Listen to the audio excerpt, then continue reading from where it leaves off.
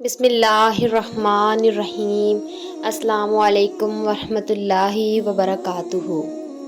آج ہم دو اہم احادیث کا مطالعہ کریں گے جو کتاب علم کے بیان میں ہیں، صحیح بخاری سے لی گئی ہیں۔ یہ احادیث ہمیں جہاد اور حج کے مسائل سے متعلق قیمتی رہنمائی فراہم کرتی ہیں۔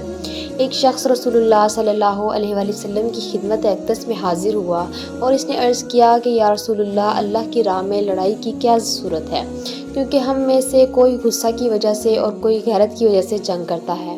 تو آپ صلی اللہ علیہ وآلہ وسلم نے اس کی طرف سر اٹھایا، اور سر اسی لیے اٹھایا کہ پوچھنے والا کھڑا ہوا تھا۔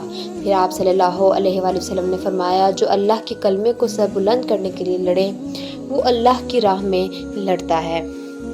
اس حدیث میں نبی کریم صلی اللہ علیہ وآلہ وسلم نے جہاد کے حقیقی مقصد کو واضح کیا ہے۔ آپ صلی اللہ علیہ وآلہ وسلم نے بتایا کہ صرف وہی جنگ اللہ کے راستے میں ہے جس کا مقصد اللہ کے دین کو سر بلند کرنا ہو۔ جنگ میں شرکت کے مختلف اسباب ہو سکتے ہیں، جیسے کہ ذاتی غصہ یا قومی حمیت، لیکن حقیقی مجاہد وہ ہے جو اللہ کے دین کی سربلندی کے لیے لڑے۔ اس حدیث سے ہمیں یہ سبق ملتا ہے کہ ہماری نیت ہر عمل میں خالص اللہ کے لیے ہونی چاہیے تاکہ وہ عمل قبولیت کے درجے کو پہنچے۔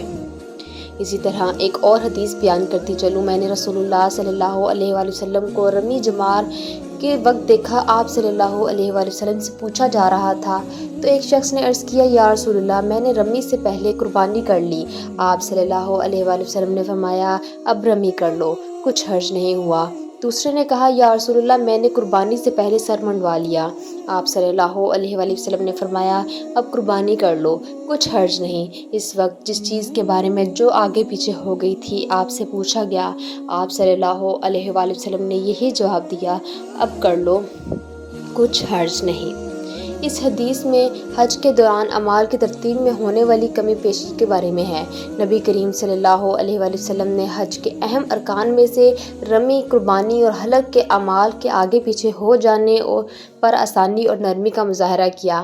یہ رہنمائی ہمیں یہ سبق دیتی ہے کہ دین میں آسانی اور رحمت ہے، اور اگر کسی غلطی سے اعمال میں تبدیلی ہو جائے تو اللہ تعالیٰ اس میں نرمی کرتا ہے۔ نبی صلی اللہ علیہ وآلہ وسلم کا یہ طریقہ امت کے لیے بڑی آسانی ہے، خاص طور پر حج جیسے عظیم عبادت کے دوران۔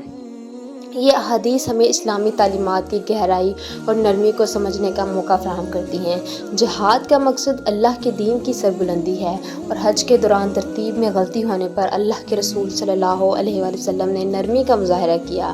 ہمیں ان احادیث سے رہنمائی ملتی ہے کہ اپنی زندگی میں بھی دین کی آسانی اور اخلاص کو اپنانا چاہیے۔ تو یہ تھی آج کی احادیث۔ اگر آپ کو ہماری حدیث پسند آئی ہو تو ہماری ویڈیو پسند آئی ہو تو ہمارے چینل کو سبسکرائب کریں اور ویڈیو کو لائک کریں اور شیئر کریں تاکہ لوگ بھی اس علم سے مستفید ہو سکیں۔ جزاکم اللہ خیرہ۔